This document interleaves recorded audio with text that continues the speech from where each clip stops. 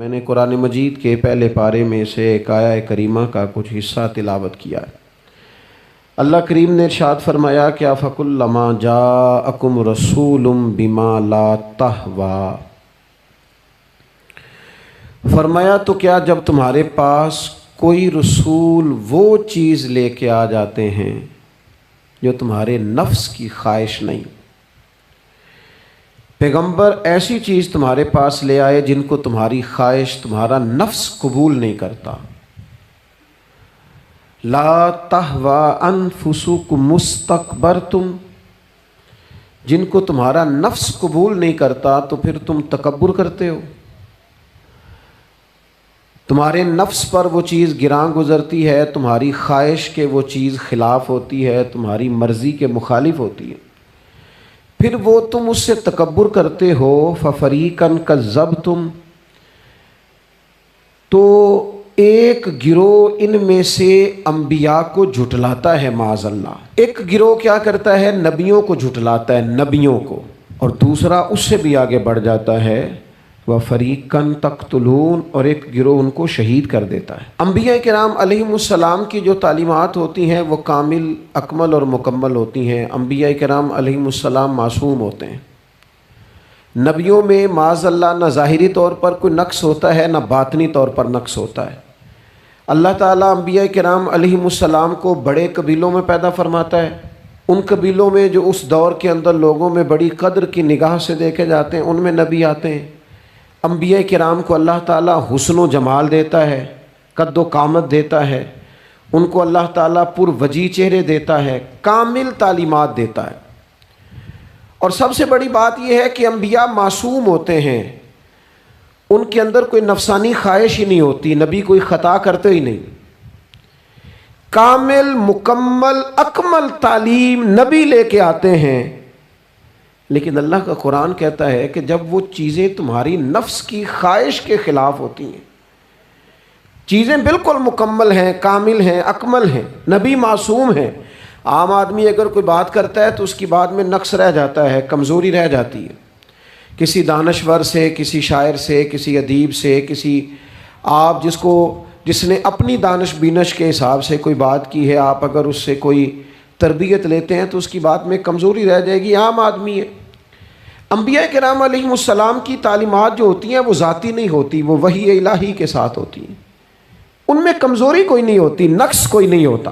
انبیاء کرام علیہم السلام خوبصورت ہوتے ہیں، نورانی ہوتے ہیں، یعنی کسی بندے نے معاذ اللہ ان سے کوئی ایسی چیز نہیں دیکھی ہوتی جس سے کہ قباحت پیدا ہو، نقص پیدا ہو۔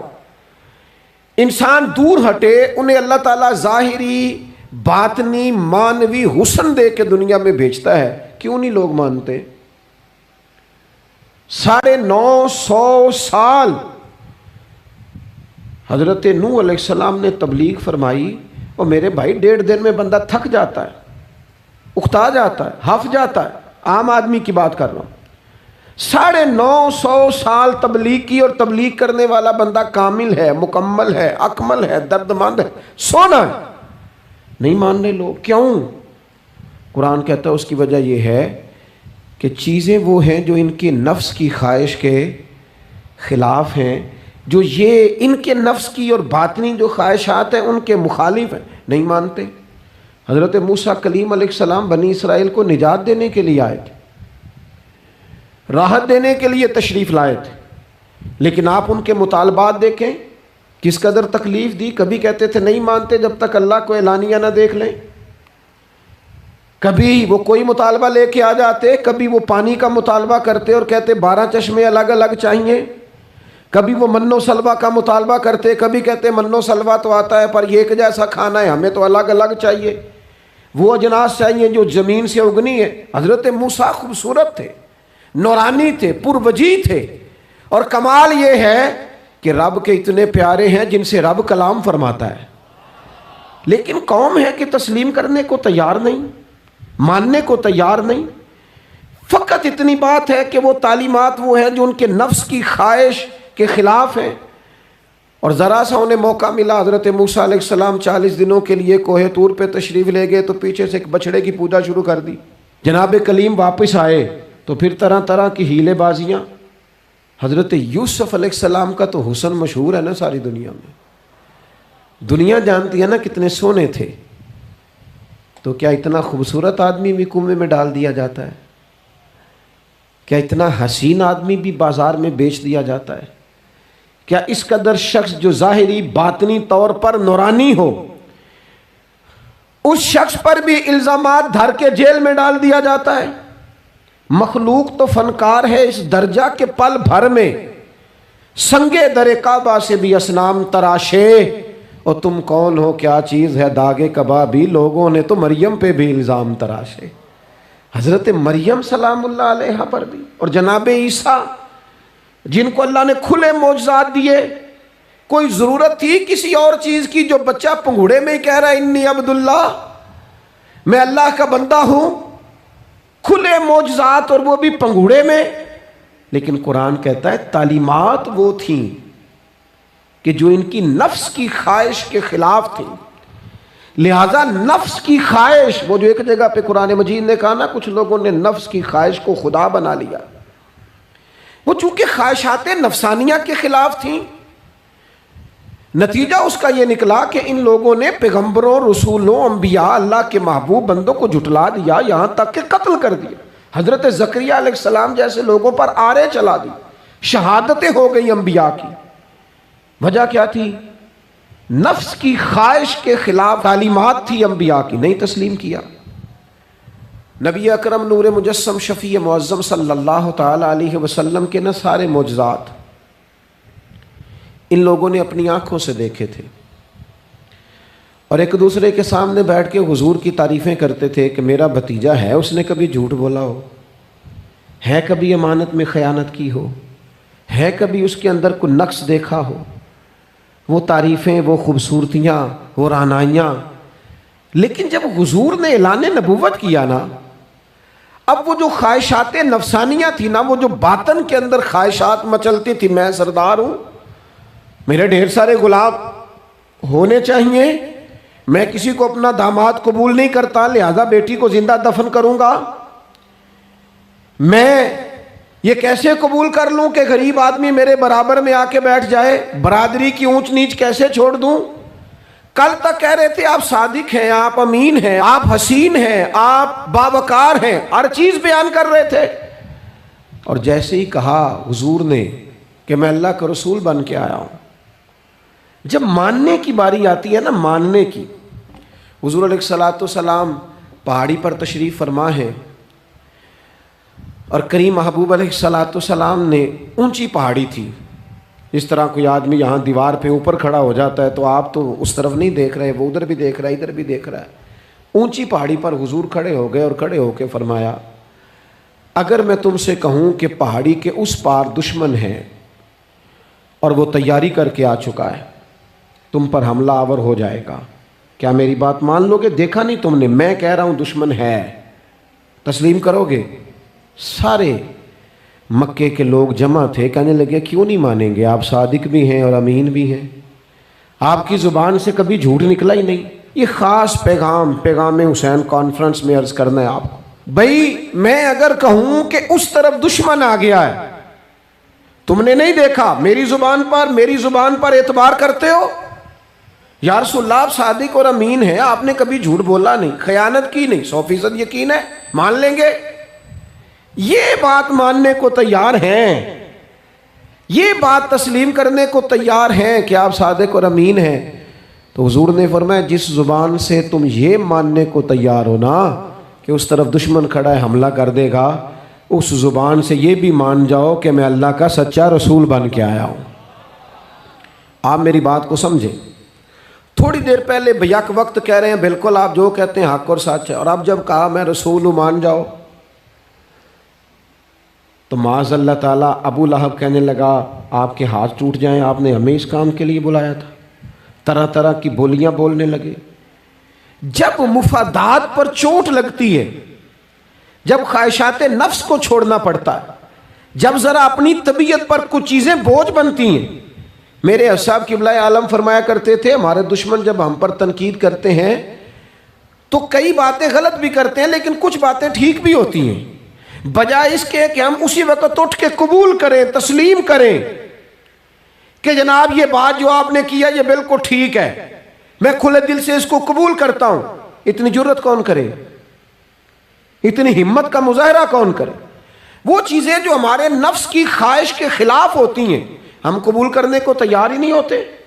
لیکن جو مزاج دین ہمیں عطا کرتا ہے، وہ دین ہمیں یہ عطا کرتا ہے کہ جب تم یہ دیکھو نا کہ بات جو ہو رہی ہے وہ بات ٹھیک ہے، اگرچہ میرے مفادات کے بھی خلاف ہے، اگرچہ میرے نفس کی خواہش کے بھی خلاف ہے، اگرچہ میری سرداری کے بھی خلاف، ہو سکتا ہے میرا مالی نقصان بھی ہو، لیکن چونکہ ٹھیک ہے لہذا مجھے قبول کر لینی چاہیے. یہ جرت پیدا کریں اپنے دل کے اندر، یہ طاقت پیدا کریں. یہ آج کا پیغام ہے. آپ دیکھیے حضرت فاروق اعظم رضی اللہ تعالیٰ عنہ نے مسئلہ بیان کیا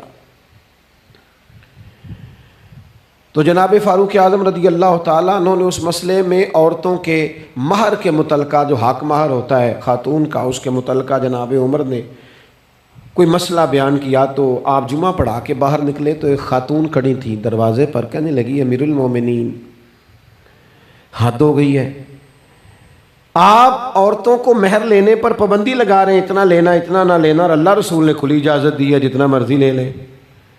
اس خاتون نے دلائل پیش کیے. اب امیر المومنین کے سامنے ایک تو ہے کہ عام مرد کے سامنے عورت بات کرے تو لوگ قبول نہیں کرتے، اور 22 لاکھ مربع میل کا حکمران اور جس کے بارے میں معروف ہے کہ ان کا درہ ہر وقت چلتا ہے، اس خاتون نے جناب عمر سے کہا کہ جناب مسئلہ یوں ہے، آپ نے یوں بیان کیا ہے. اب ارد گرد لوگ کھڑے تھے، کسی نے یہ نہیں کہا گستاخ معاذ اللہ تو کیا کہہ رہی ہے، امیر المومنین کے سامنے کلام کرتی ہے. بات حق تھی، کسی نے جرت نہیں کی. ایک شخص حضرت عمر سے کہنے لگے حضور آپ کچھ بولتے کیوں نہیں، کچھ تبصرہ کریں. فرمانے لگے بولنا کیا ہے، ایک مرد نے خطا کی ہے اور ایک عورت ٹھیک کہہ رہی ہے، اس کی بات درست ہے، میں کھلے دل سے قبول کرتا ہوں. نفس پر گرچہ چوٹ لگتی ہے اسے قبول کریں. کیوں حق کے معاملے میں حضرت صاحب بندے بڑے اچھے ہیں، قبلہ بڑے نفیس آدمی، اور جناب ان کی طبیعت بڑی اچھی ہے، تو پھر آپ قبول کر لیں ان کی بات کو. کہتے ہیں آپ دعا کریں میرے لیے میں قبول کر لوں، آپ دعا کریں میں ٹھیک ہو جاؤں. او خدا کے بندے، جسے تو ٹھیک سمجھ رہا ہے اس کی بات کو قبول کر، اس بات کا قائل ہو جا، اس پر عمل کر. ہمارے مزاجوں میں وہ جو نفسانی خواہشات کا غلبہ ہے آج بھی پوری طرح وہ ہمیں اپنی لپیٹ میں لیے ہوئے، ہم سمجھنے کو تیار نہیں ہوتے. حق حق ہوتا ہے، اور جب حق واضح ہو جائے پھر نفسانی خواہشات کو نہ دیکھو. نفس ایک بچے کی طرح ہے، اس کی ایک بات مانو گے دوسری خواہش کرے گا، دوسری بات مانو گے تیسری خواہش کرے گا. اللہ کے محبوب علیہ السلام نے دعا فرمائی ہے، مسند امام احمد بن حنبل میں موجود ہے. حضور اللہ کی بارگاہ میں عرض کرتے ہیں تعلیم امت کے لیے، صرف ہمیں سمجھانے کے لیے، ورنہ تو معصوم عن الخطا ہے. محبوب اللہ کی بارگاہ میں عرض کرتے ہیں اے اللہ مجھے اس خواہش سے بچانا جو ایک اور خواہش میں مبتلا کر دے، اس خواہش سے بچانا جو خواہشات کے دروازے کھول. ہم اپنے نفس کو لے کر دین کے مقابلے میں کھڑے ہو گئے. میری برادری کہتی ہے کہ شادی میں ڈھول بجے گا، تماشا ہوگا، اور اللہ رسول کہتے ہیں کہ اس میں شریعت کا بول بالا ہوگا، پتہ چلے گا جیتتا کون ہے. میری اولاد کہتی ہے کہ اس رستے جانا ہے، رب رسول فرماتے ہیں اس راہ پہ جانا ہے. نفس کی خواہش اور ہے، اللہ رسول کا حکم اور ہے، ہم اس کو تسلیم کرنے کو تیار نہیں ہوتے. معافی مانگنی پڑ گئی ہے ایک بندے سے. ہماری جو بنائی ہوئے قبیلے اور برادریوں میں اونچ نیچ ہے اس کے حساب سے ہم بڑے قبیلے سے ہیں، وہ چھوٹی قبیلے سے ہم نے جو بنائی ہے، ورنہ تو قبیلے فقط تعارف کے لیے ہوتے. معذرت کرنی پڑ گئی ہے، لیکن کمال ہے ہمارے مزاج میں وہ پیدا ہو. اللہ رسول کو راضی کرنے کے لیے تھوڑی دیر اپنے نفس کو کچلیں. ممکن ہے ایسا ہو، کرتے ہی نہیں ایسا، مزاج نہیں بنایا. ہمارے نفس کی خواہش کے مطابق اگر چلیں پھر سارا. آپ یقین کریں لوگ استادوں کے پاس جا کے عزتیں اور پروٹوکول ڈھونڈتے ہیں، پیروں کے پاس جا کے عزتیں اور پروٹوکول ڈھونڈتے ہیں. ایسی جگہوں پہ جہاں پروٹوکول دینے کی باری تھی وہاں بھی لینے کے چکر میں پڑ جاتے. دینی کاموں میں اگر 4 لوگ ایک جگہ پہ اکٹھے کیے جاتے ہیں نا، یہاں دینی کام کر لو، تو وہاں جھگڑا شروع ہو جاتا ہے. دینی کام تو کرنا ہے پر آگے کون لگے گا. دینی کام تو کرنا ہے پر اس میں سربراہی کس کو ملے گی؟ دینی کام تو کرنا ہے، اس میں نام کس کا ہوگا؟ اس میں بڑا قد کس کا شمار کیا جائے؟ اس طرح قومیں آگے بڑھتی ہیں۔ اہل حق اس طرح ہوتے ہیں، سب سے آگے اپنے نفس کو رکھا جائے اور پھر انسان کا انقلاب آ جائے، یہ کیسے ممکن ہے؟ حضرت ابو ذر غفاری، میں قربان اس شخص پر، سیدنا ابو ذر غفاری، اس امت کے درویش فقیر، ایسا شخص جس کے بارے میں محبوب نے فرمایا زمین کے اوپر اور آسمان کے نیچے میرے ابو ذر سے سچا بندہ کوئی نہیں۔ اتنا بڑا آدمی زندگی فقر و فاقے میں گزار دی، اپنے مزاج پر طاری کر لی چیزیں کہ بس وہ سادگی جو ہمیں ہمارے رسول نے سکھائی ہے اسی میں رہنا ہے۔ حضرت ابو ذر غفاری گفتگو ہو رہی تھی، بات چیت ہو رہی تھی، جناب بلال حبشی رضی اللہ تعالیٰ عنہ کے ساتھ محو کلام تھے۔ حضرت بلال نے اپنے آپ کو سمجھا لیا تھا کہ میں دروازہ رسول کا گدا ہوں۔ کچھ لوگ نا غلام بے دام ہوتے ہیں، بے دام۔ ہمارے ہاں نا کچھ لوگوں کا پروٹوکول ہوتا ہے، اور کچھ لوگ ایسے ہوتے ہیں جو صبح سے لے کے شام تک جھاڑو دے رہے ہوتے ہیں، خدمتیں کر رہے ہوتے ہیں۔ میں آپ کو صحیح معنوں میں بتاؤں تو اصل حقدار وہ ہوتے ہیں لوگ، اصل ڈیوٹیاں ان لوگوں کی ہوتی ہیں۔ حضرت بلال حبشی نے طے کر لیا تھا کہ میں نے بس نوکری کرنی اور توجہ سے کرنی ہے۔ اور میں آپ کو دل کی بات بتاؤں، میں نے بڑے کیمرے دیکھے اپنی زندگی میں، میں نے بڑا کچھ دیکھا تھوڑے وقت میں۔ میں آپ سے عرض کروں، وہ بڑی مزیدار زندگی ہوتی ہے جس میں انسان تھوڑا پیچھے بیٹھا ہوا ہوتا ہے، جس میں نا بہت سارے کام ہیں۔ میں تھوڑے دن پہلے ایک جگہ جماعت کرانے کے لیے کھڑا ہوا، ایک صاحب نے جماعت کی ویڈیو بنانی شروع کر دی، بعد میں مجھے دوست بتانے لگے، او خدا کے بندے، عبادت تقریر میں کبھی رونا آ جاتا تھا، دعا میں رونا آ جاتا تھا، میں نے ضبط کرنا شروع کر دیا، چھوڑ دیا۔ لوگ آنسو بیچنے لگ جاتے، پیر صاحب رو پڑے۔ پیر صاحب کس بات پہ روئے؟ او خدا کے بندو، پیر کو معافی لے لینے دو اللہ رسول سے، اپنے لیے اپنے سنگیوں کے لیے اللہ کے حضور اسے آنسو بہانے دو۔ کوئی چیز تو کیمرے سے باہر رہے، کچھ چیز تو۔ کیا خوبصورت لفظ ہے مولا علی شیر خدا کے، فرماتے ہیں اسے مبارک ہو جسے تھوڑے لوگ جانتے ہیں، اسے مبارک ہو۔ سے ثبوت نہ پچھو میتھوں، پلائے نظر کرم کا دھوئی، اے میں جانا یا دل بر جانے غیر نہ جانے کوئی، میں مسکین پرانا خادم کسے در ملی نہ ٹوئی، یہ تے واصف یار نے نظر جو کی تھی تے واصف واصف ہی ہوئی۔ یہ تو اس کا فیصلہ ہے، ہمارے لیے مقام شکر ہے، ہر مقام پر شکر گزار ہیں، عاجزی کرتے ہیں، لیکن جو معاشرے کا ماحول بن گیا، یعنی ایک بندے سے بھی آپ بغیر کیمرے کے ملاقات ہی نہیں کر سکتے۔ وہ زیارت کرنے آتا ہے اور وہ ساتھ کہتا ہے 30 سیکنڈ کا میں نے کلپ بھی بنانا ہے، اب تو زیارت ہو گئی، بس ختم ہو گئی بات۔ یہ کون سی زیارت ہے جو تو نے قید بھی کرنی ہے ساتھ؟ خدا کا خوف کریں، کیا کس طرف ہم جا رہے ہیں؟ بہرحال لام دام برسر مطلب، حضرت بلال حبشی نے طے کر لیا تھا اپنی زندگی میں سادگی، پیچھے پیچھے رہنا ہے۔ وہ شہرت سے بچنے والا پیچھے پیچھے رہتا ہے، اور میرا جی چاہتا ہے ساری غزلیں اس ظالم کے نام کریں۔ کچھ لوگ طے کر لیتے ہیں میں نے پیچھے پیچھے رہنا ہے، ان کے اعلان کیے جاتے ہیں، بلایا جاتا ہے، پھر بھی پیچھے نکل جاتے ہیں۔ جو عرض کرنا چاہتا ہوں، حضرت سیدنا بلال حبشی نے طے کر لیا تھا۔ ایک دن کسی بات میں نا ہو جاتا ہے رائے کا اختلاف، رائے کے اختلاف کو کبھی مخالفت نہ بنائیں، اپنوں سے اختلاف ہو تو اختلاف رائے رکھیں، رائے دیں، حکم کبھی نہ دیں۔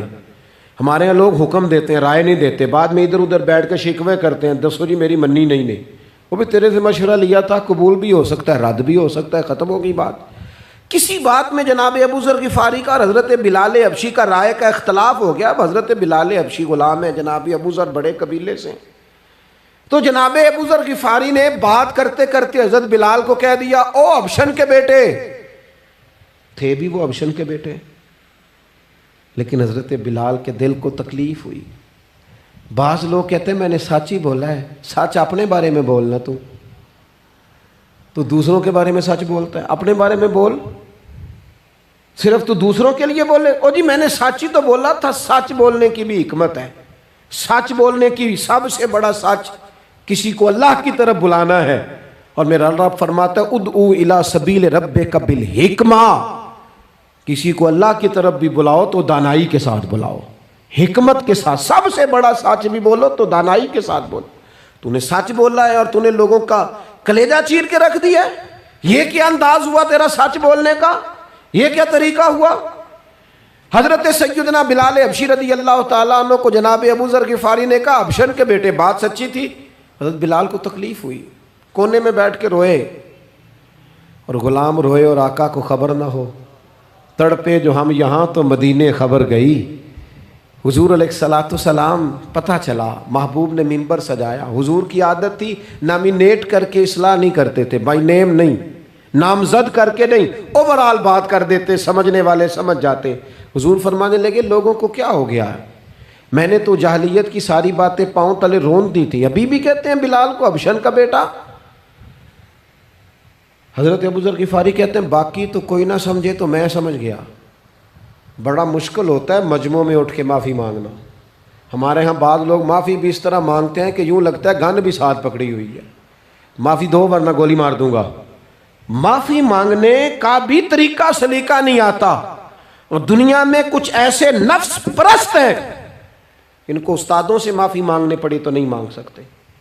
مشائخ سے معافی مانگنے آتی ہے تو نفس کے بندے بن کے نفس کی غلامی کرتے ہیں, لیکن اپنی عزت کی جگہوں کو بھی درست نہیں کرتے. کتنا بڑا مجرم ہے جو باپ سے بھی معافی نہ مانگ سکے, جو ماں سے بھی نہ کہہ سکے میں غلطی کر گیا تھا. اتنی بڑی نفس پرستی. تو نے آقا بنا لیا اپنے نفس کو اپنا. مجمعوں میں معافی مانگنا, اعتراف کرنا, حق کو قبول کرنا, اپنے نفس کو ذبح کرنا. حضرت ابو ذر غفاری مجمع کے بیچ اٹھ کے کھڑے ہوئے, چمکتا دمکتا چہرہ, قبولیت حق کا جذبہ, اپنے نفس کو چیر دینا اور اس پر پاؤں رکھ کے رب رسول کا قرب حاصل کرنے کا ذائقہ. جناب ابو ذر غفاری حضرت بلال کے قریب گئے اور پھر ان کے سامنے لیٹ گئے, رو کے کہنے لگے حبشن کے بیٹے اٹھا اپنا پیر اور رکھ میرے سینے پہ. میں اس قوم کو بتانا چاہتا ہوں کہ تھا تو حبشن کا بیٹا, پر جب سے مدینے والے کا کلمہ پڑا ہے کائنات میں عزت والا ہو گیا ہے. یہ دیکھو کس نے ذروں کو اٹھایا اور صحرا کر دیا, کس نے قطروں کو ملایا اور دریا کر دیا, کس کی حکمت نے یتیموں کو کیا در یتیم اور غلاموں کو دنیا بھر کا مولا کر دیا. ہمارا نفس کی خواہش بچی, رشتے نہیں بچے. ہمارے نفس کی خواہش بچی, تعلقات نہیں بچے. نفس کی خواہشیں بچی, ہمارے اپنے نہیں بچے. نفس کی خواہشیں بچی, مال جمع ہوا, دیانتداری نہیں بچی, وعدوں کی پابندی نہیں بچی, تجوریاں بھر گئیں, روحیں اجڑ گئیں. بددیانتی سے رزق حرام سے کمایا ہوا مال, کاریں کوٹھیاں بنگلے بن گئے, باطن اجڑ گیا. اس لیے کہ نفس کی خواہش پوری کی. نفس کے سامنے اگر انبیاء کی بھی تعلیمات آئیں, لوگوں نے تکبر کیا, قتل تک کر دیا نبیوں کو, لیکن اپنے نفس کی خواہش کے خلاف جانے کو تیار نہ ہوئے. خدا را واپس آ جاؤ, خدا را. وقت آیا, یہ وقت بدلتا رہا, یہ دور تبدیل ہوتا رہا. لوگوں نے اپنی بادشاہیاں قائم کرنے کے لیے بڑے بڑے قتل کیے. ہلاکو خان نے انسانی کھوپڑیوں کے مینار بنائے. لوگوں نے بڑے بڑے ظلم کیے, جبر کیے, خوف اور ہراس پھیلایا. اپنے اقتدار پکے کرنے کے لیے بڑے بڑے جبر کیے. پھر کیا ہوا؟ ایسی ایسی بیماریاں لگیں جن کے علاج ہی کوئی نہیں تھے دنیا میں. بھری ہوئی تجوریاں, پیسے باہر گر رہے ہیں, پر ڈاکٹر کہہ رہا ہے تیرا مرضی وہ ہے جس کا علاج ہی کوئی نہیں.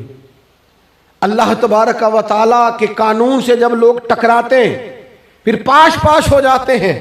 وقت گزرا, ٹائم یزید کا آیا. وقت گزرا تو ٹائم عبید اللہ ابن زیاد کا آیا. ٹائم شمر کا آیا.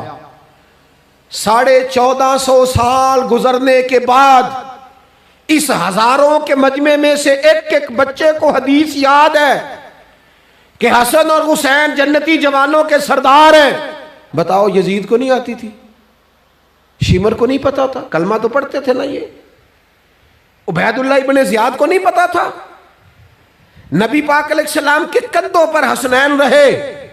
ان سب کو پتہ نہیں تھا؟ یہ جانتے نہیں تھے کہ یہ وہ حسنین کریمین ہیں جن کو حضور سنتے تھے، فرماتے تھے یہ میرے پھول ہیں دونوں؟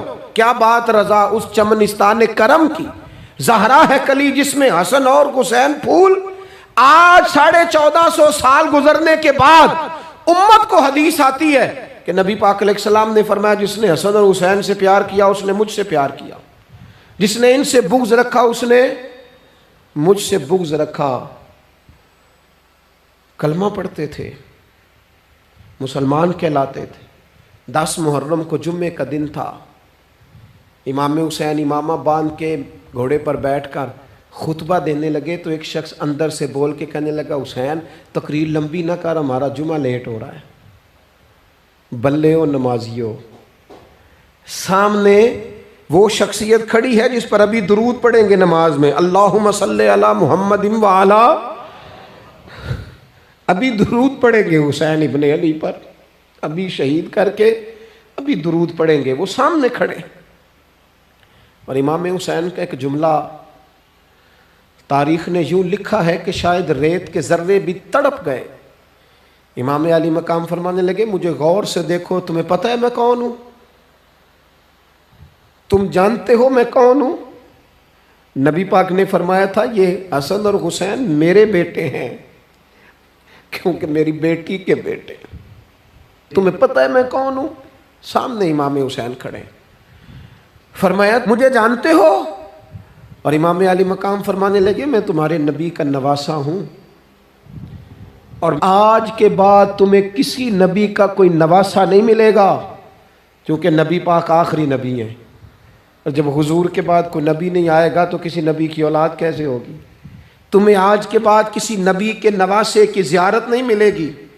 میں کیسے آپ سے یہ بات آپ کو عرض کروں کہ سامنے حسین ابن علی بھی ہوں تو لوگ نفس کی خواہشیں پوری کرتے ہیں، لوگ اپنی کرسیاں پکی کرتے ہیں، لوگ گورنریاں پکی کرتے رہے، لوگ گڈ بک میں جانے کے لیے ایک دوسرے کو شاباشیاں دیتے رہے، جشن ہوتا رہا۔ سب سے پہلے ایک شخص نے امام حسین کا قافلہ روکا تھا، اس کا نام حور بن یزید تھا، سب سے پہلے اس نے روکا تھا، وہ ایک لشکر کا سپہ سالار تھا۔ جب امام حسین رضی اللہ تعالیٰ عنہ نے خطبہ پڑھا نا تو حور یزیدی فوج میں تھا، واپس گیا اور عبید اللہ ابن زیاد سے جا کے کہنے لگا، یا جو بھی وہاں لوگ موجود تھے یزیدی فوج کے، ان سے کہنے لگا تم نے تو کہا تھا کہ صرف راستہ روکنا ہے، تم نے تو کہا تھا کہ صرف ان سے کچھ منوانا ہے، تم نے تو جب مجھے بھیجا تھا تو کہا تھا کہ بس تھوڑے معاملات ہیں، اوہ سچ بتاؤ نبی کے نواسے کو شہید کرو گے؟ تم نے تلواریں نکال لی ہیں، نیزے نکال لیے ہیں، تیر نکل آئے ہیں، تیاری مکمل ہے، مجھے سچ بچاؤ، کیا حسین ابن علی کی گردن پر خنجر چلانے لگے ہو؟ سیدہ فاطمہ کا جگر پارا شہید ہوگا؟ کیا یہ خبر سچ ہے؟ یوں ہوگا؟ تو کہنے لگے ہاں یہی حکم ہے ہمیں، یہی تیاری ہے، یہی پروگرام ہے، یہی پلان ہے، یہی ہوگا۔ کہنے لگا میں اور آپ تو مدینے والے رسول کا کلمہ پڑھتے ہیں، تو کیا محبوب کے نواسے کو ذبح کرو گے؟ جناب علی اکبر کو جن کا چہرہ رسول پاک سے ملتا ہے، حضرت قاسم بن حسن کو، جناب علی کے بیٹوں عباس بن علی کو، حضرت علی کے بیٹے ابو بکر بن علی کو، حضرت علی کے بیٹے عمر بن علی کو، حضرت علی کے بیٹے یہ بھی 3 کربلا میں موجود، حضرت عثمان ابن علی کو، ان کو شہید کرو گے؟ نے کہا ہاں تیاری ہو گئی ہے۔ تو سب کے ضمیر مردہ نہیں ہوتے، ہاں بڑی بڑی سخت جگہوں پہ پھول اگتے ہیں۔ حر نے جب ان سے کہا کہ تمہارا پکا ارادہ ہے، کہا پکا ارادہ ہے، تو اس نے کہا یہ زیرہ پکڑو، یہ عہدہ پکڑو، مجھے تمہارا دیا ہوا عہدہ نہیں چاہیے، حسین کے نانا کی دی ہوئی جنت درکار ہے، یہ رکھو اپنے پاس، مجھے تمہارا۔ ایڑی لگائی اس نے اور دوڑا اور امام حسین کے قدموں میں گیا، کہنے لگا حضور میں مجرم ہوں، میں خطا کار ہوں، میں نے سب سے پہلے آپ کو روکا تھا، پر مجھے قسم ہے اللہ کی، میں جانتا نہیں تھا ان کا ارادہ کیا ہے۔ حضور بھول گیا، غلطی کر بیٹھا، یہ انتے ہوں گے، ان کی آنکھوں میں پٹی بندی ہوگی، اور مجھے تو پتہ ہے نا کہ دنیا کو پھر محمد کا نواسہ نہ ملے گا، مجھے خبر ہے۔ اگر معافی مانگوں تو معاف کر دو گے؟ پہلا مجرم ہوں، میں نے روکا ہے۔ اگر آ جاؤں تو قبول کر لو گے؟ یہ ظرف، یہ حوصلے، یہ توانائیاں اگر ہیں تو سیدہ فاطمہ کے دودھ میں ہیں، یہ شیر خدا کی تربیت میں ہیں، یہ محبوب نے جو ان کی زبانوں کو چوسا تو اس کرم میں ہے۔ حضرت امام حسین نے اٹھ کے سینہ یوں چوڑا کیا، ہاتھ پھیلائے، فرمایا آجا، لگ جانا میرے سینے کے ساتھ، تو آ جانا، تو نے دیر کی، ہم تو پہلے سے منتظر تھے، تو آ جا، تیری ساری معاف ہیں۔ ہور کے مقدر جاگے، امام علی مقام کے لشکر میں شامل ہوا۔ بعض نے لکھا ہے جو لوگ ابتدا میں شہید ہوئے امام حسین کی طرف سے، ان میں ہور شامل۔ خدا را، کچھ خواہشات، کچھ نفسانی باتیں چھوڑ دو۔ سارا دن اپنے آپ کو ہی منواتے رہنا، اپنی ضد کے سامنے لوگ بڑے بڑے ادارے تباہ کر دیتے، بڑی بڑی جماعتیں تباہ ہو گئیں، بڑے بڑے آستانے خیر کے ٹوٹ گئے، لیکن ہماری انا، ہماری ضد، ہمارا تکبر، ہماری اپنے لیے خواہشات یہ ختم نہ ہو سکیں۔ امام حسین رضی اللہ تعالیٰ عنہ کو جن لوگوں نے شہید کیا، انہیں حضور کا خون نظر نہیں آیا، نفس کی خواہشیں نظر آئیں، جائیدادیں نظر آئیں، لیکن پتہ ہے کمال کیا ہے؟ ہمیشہ جو لوگ حق قبول کرتے ہیں نا، اللہ تعالیٰ انہیں یہ عزت عطا کرتا ہے۔ دو چار باتیں میری ضرور لے کے جانا، یہی لنگر ہے آج پیغام حسین کانفرنس کا۔ دیکھو آپ کے والد آپ کو جو سمجھاتے ہیں وہ ٹھیک ہے، یا جو آپ کہہ رہے ہیں وہ ٹھیک ہے؟ غور کرو، آپ کے اساتذہ اور مشائخ جو آپ کو کہتے ہیں وہ ٹھیک ہے، یا جو ضد آپ نے لگا لیا وہ ٹھیک ہے؟ اور سب سے بڑھ کر اللہ رسول کا حکم زیادہ مؤثر ہے، یا جو آپ نے اپنی مرضی سے چیزیں طے کی ہیں وہ زیادہ مؤثر؟ اپنی نفسانی خواہشات کو تھوڑی دیر کے لیے کنٹرول کرو، اپنے آپ پر تھوڑی دیر کے لیے پابندی لگاؤ، ایک ایک کر کے اپنی خواہشات کو کچلو، زندگی کے اندر کچھ ایسی چیزیں پیدا کرو جس سے روح تازہ رہے، دل تازہ رہے، طبیعت تازہ رہے، دین بچا رہے۔ جتنی طلاقیں ہوتی ہیں نا معاشرے میں، ہم سے اگر دن میں 100 لوگ مسئلہ پوچھتے ہیں تو 95 طلاق والے ہوتے ہیں، سوائے اس کے کہ نہ میاں ہارنے کو تیار تھا نہ بیوی ہارنے کو تیار تھی، بالآخر رشتہ ہی ہارا، دونوں کے ہوتے ہوئے بچے یتیموں جیسی زندگی گزارنے لگے۔ تھوڑی دیر کے لیے لوگ چپ نہیں کیے، سارا کچھ ختم کر لیا۔ اپنی مزاج کے اندر، اپنی طبیعت کے اندر تحمل پیدا کرو، بردباری۔ میں ایک دفعہ بہت پریشان تھا، حالات کچھ عجیب رخ اختیار کر گئے، بہت پریشان تھا، تو میں ایک بزرگ کی خدمت میں حاضر ہوا، میں نے کہا دعا فرمائیے گا، تو مجھے کہنے لگے سیدہ زینب کی سیرت پڑھو۔ تو میں نے پہلے دن آ کے کتاب کھولی نا، تو دربار دمشق میں جو جناب زینب نے کلام فرمایا نا، انسان ٹوٹ جاتا ہے، لیکن انسان حق پہ ہو کے اگر گلا بھی کٹا لینا تو اس کا مزاج طاقتور رہتا ہے، روح طاقتور رہتی، اسے محسوس ہوتا ہے کہ میں کمزور نہیں پڑا۔ یزید نے جب کوئی بات کی نا دمشق کے دربار میں، تو حضرت زینب پیچھے بیٹھی تھی پردے کے لوگوں کے درمیان، اس نے جب کوئی بات کی تو جناب زینب وہاں سے اٹھ کے، ہماری خواتین ہر بات پہ روتی ہیں، دو کہیں کہ ختم ہی نہیں ہوتے، جناب زینب پیچھے سے اٹھیں پردے کے پیچھے سے، اور جب اپنی گرجدار آواز میں انہوں نے گفتگو شروع کی تو وہاں ایک نابینا بزرگ بیٹھے تھے جو مولا علی شیر خدا کی بارگاہ میں حاضری دیا کرتے تھے۔ جب سیدہ زینب نے خطبہ شروع کیا نا تو وہ بزرگ چونک گئے، اور وہ نابینا تھے تو ساتھ والے آدمی کا گھٹنا ہلا کے کہنے لگے علی آ گئے دربار میں،